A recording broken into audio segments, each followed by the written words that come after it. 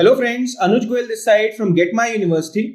दोस्तों, FMGL regulation 2021 के बाद 18 नवंबर के बाद जो भी एमबीबीएस एस्पिरेंट्स हैं 2022 में, सबके मन में एक सवाल है, कौन सी कंट्रीज ऐसी हैं जो गैजेट रेगुलेशन को फुलफिल कर रही हैं, specially 4B which is concerned about the registration and licensing in that particular country. Nepal को लेके भी हमारे पास काफी बच्चों के सवाल थे because many student want to aspire to Nepal being the closest country and similar kind of environment, everything. So this is the first kind of its content. Team Get My University ने research किया, we went to Nepal and we figured out everything crystal clear for you दोस्तों, and I'm sure इस content के बाद you will get absolute clarity what is to be done in case of Nepal. So this is FMGL regulation 2021 जिसको लेकर काफी controversy रही, काफी court cases भी रहे. Any which ways now it is being upheld by the Supreme Court. So इसी के बारे में और इसी के पर्सपेक्टिव में हम देखते हैं कि क्या सिचुएशन इवॉल्व हो रही है।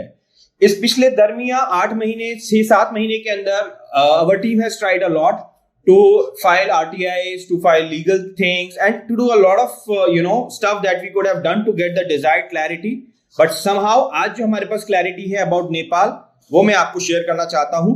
सो अभी देखते हैं कि इस करंट सिचुएशन में एज ऑन डेट कौन सी कंट्रीज हैं जहां से एक रिप्लाई आया है, right, whether it is yes और no. Russia has given a reply in affirmation, Philippines has a reply, Bangladesh has kind of a reply, Malaysia has given a reply which is no, China has a reply which is yes, and finally the latest reply जो आया है, official reply की यहां मैं बात कर रहा हूं, either through RTI government of India और through the health ministry and education department of that respective country, वो आया है नेपाल की तरफ से जो मैं आपसे शेयर करने जा रहा हूं। बाकी जो कंट्रीज है in red, definitely there is no reply, official reply, and I am sure कि जब तक यहां से किसी कंट्री से कोई रिप्लाई ऑफिशियल नहीं आता, I think it's always advisable to seek for an official clarification from the respective bodies and the governments, right. So friends, team Get My University, always wish to get through the point. So we traveled to Nepal, we went to the Nepal Medical Council office, we met the respective people, we met the respective representatives over there, and finally आज हम आपको एक clarity देते हैं। So 4B का जो clause 4B है, I think वो क्या बोलता है, that a student should be registered with the respective professional regulatory body or otherwise competent to grant license to practice medicine in the respective jurisdiction of the country in which the medical degree is awarded at par with the license to practice medicine given to the country. इसमें कोई doubt नहीं है, what NMC is asking is a student should have a licensing from that particular country and registration with the respective medical council of that particular country. So now coming to that perspective, अब मैं आपको बैकग्राउंडर में लेके जाना चाहता हूं दोस्तों। On December we have written to Nepal medical commission and the question was asked कि whether Nepal medical commission allow foreign nationals to sit in the licensing exam of Nepal. So उसमें जो रिप्लाई आया था हमारे पास, it was received from mister Krishna Prasad Adhikari and he is the registrar of Nepal medical commission.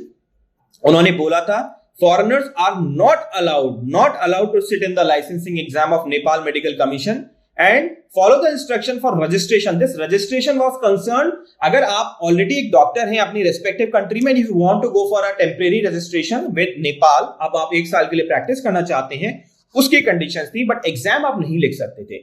So question यहाँ यही आता था कि अगर हम एग्जाम ही नहीं लिख सकते तो रजिस्ट्रेशन पॉसिबल बस नेक्स्ट टू इम्पॉसिबल, वो पॉसिबिलिटी बनती ही नहीं थी। दोस्तों, इससे पहले कि मैं आपको एग्जैक्ट अपडेट के बारे में लेके जाऊं, थोड़ा मैं आपको अपडेट देना चाहता हूं। This is about Nepal. हमने काफी रिसर्च किया और हमने नेपाल मेडिकल काउंसिल रेगुलेशन 2024, ये नेपाल में 2024 मींस -72 ईयर्स करिए क्योंकि वहां संवत चलता है, हिंदी कैलेंडर चलता है। तो ये बेसिकली 3 अमेंडमेंट हो चुके हैं नेपाल मेडिकल काउंसिल रेगुलेशन के अंडर, और अब जो नया गैजेट उन्होंने पारित किया है मार्च में, मैं आपको उसके बारे में लेके जाना चाहूंगा। बिफोर दैट समझने की कोशिश करते हैं कि किस किस तरह के रजिस्ट्रेशन होते हैं नेपाल में। सो दोस्तों, सबसे पहले होता है प्रोविजनल रजिस्ट्रेशन। प्रोविजनल रजिस्ट्रेशन जब आप वहां अपनी एजुकेशन कर लेते हैं 4.5 ईयर्स की, इंडिया की तरह वहां भी 4.5 ईयर होता है, तब आपको इंटर्नशिप करनी होती है, और इंटर्नशिप में जाने से पहले you have to get a provisional registration from Nepal medical council. जब आप अपनी इंटर्नशिप कर लेते हैं उसके बाद आप अपना 1 साल की इंटर्नशिप कर सकते हैं after registration. Temporary registration means a temporary registration is for the practicing professionals to work in Nepal. So any doctor of another country, if you want to come to Nepal to practice, he need to apply for a temporary registration. Permanent registration means एक citizen को या किसी भी national को वहां पे permanent registration मिल रहा है to practice permanently as a medical practitioner in Nepal. And specialist registration means registration of the person who have acquired a master's degree in modern sciences. So specialty programs के लिए specialist registration होता है. तो यहां पे जो हमारी requirement है दैट इज प्रोविजनल रजिस्ट्रेशन, तो है ना, इंटर्नशिप के लिए और प्रैक्टिसिंग नेपाल मेडिकल कमीशन के एग्जाम में बैठने के लिए हमारी परमिशन होनी चाहिए, राइट. अब मैं आपको लाता हूं एक्चुअल अपडेट पे. I think this is for the first time we are sharing with you. Nepal, जैसे इंडिया में गैजेट पारित होता है, नेपाल में भी एक गैजेट पारित हुआ. This was done in March 2022. Effectively 10th of March को एक गैजेट आता है नेपाल का, जिसे नेपाल राजपत्र बोलते हैं, और इसी का हमने यहाँ पे इंग्लिश ट्रांसलेशन किया है.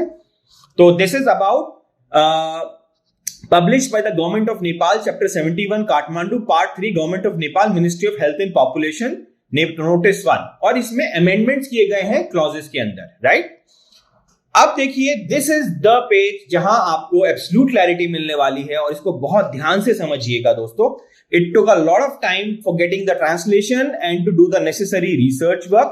और यही चीज जब हम नेपाल मेडिकल कमीशन के ऑफिस गए, वहां पे जब मिले, हमने इसको वेट भी किया, and finally this is the information which I am sharing with you. यहां पे पॉइंट नंबर 8 जो है, जो नेपाली में है, दिस इज मूल नियमावली को नियम 20 में संशोधन, है ना. तो 20E के अंदर जो रेगुलेशन में संशोधन है, ये नेपाली लैंग्वेज में है. यहां पे एक पॉइंट है जो मैं आपको बताता हूं. नेपाल में चिकित्सा शास्त्र का मेडिकल व डेंटल विषय में स्नातक तह उत्तीर्ण गरेगा विदेशी विद्यार्थीले समेत उपनियम 1 बमोजिमको दर्ता प्रमाण पत्र परीक्षा में भाग लेन पछनेन. ठीक है.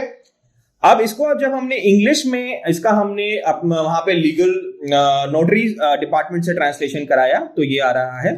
Following sub rule 3A has been incorporated after rule 20C of regulation.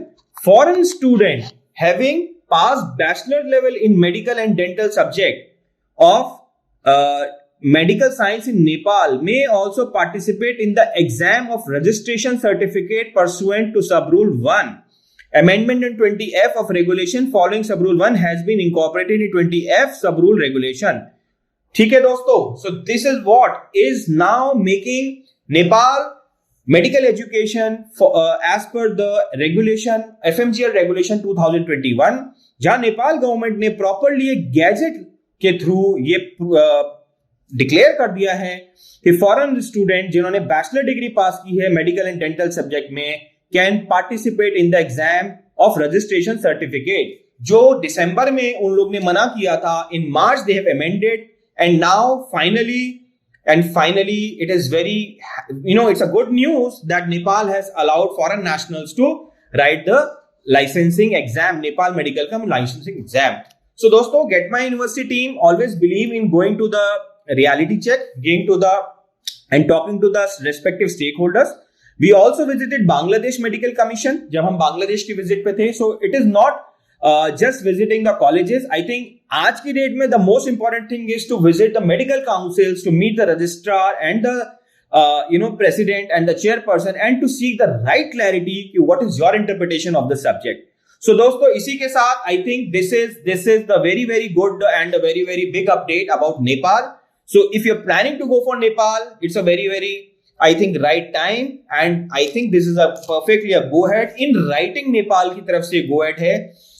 क्या benefits है नेपाल के, क्यों जाना चाहिए, probably this will be cover in our subsequent videos. But yes, I think this is a very good news, and with this, so students who want to pursue Nepal, they can definitely call us, they can connect with us, और इससे related कोई भी clarification चाहिए, definitely team Get My University will be more than delighted to help you and to make you understand the technical aspects of the regulation or the gazette. Just not selling a college, but understand how safe you are and what are the benchmarks of this whole regulation. So thank you guys. I think this was a good news, and so hopefully you can plan your decision according to that. Thank you very much.